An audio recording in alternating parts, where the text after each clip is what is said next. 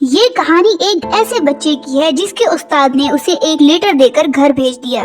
بچے نے یہ خط اپنی ماں کو دیا۔ اس نے اپنی ماں سے کہا یہ لیٹر ٹیچر نے دیا ہے اور کہا ہے کہ صرف آپ ہی اسے پڑھ سکتی ہیں۔ اس میں کیا لکھا ہوا ہے؟ ماں کی آنکھوں میں آنسو تھے۔ انہوں نے کہا اس میں لکھا ہے آپ کا بیٹا ایک جینیس ہے، لیکن افسوس ہمارا اسکول اس کے لیے بہت چھوٹا ہے اور یہاں اچھے ٹیچر بھی نہیں ہیں، اسی لیے بہتر ہے کہ آپ اسے خود پڑھائیں۔ اس کی ماں نے اسے تب تک پڑھایا جب تک کہ وہ فوت نہیں ہوئی۔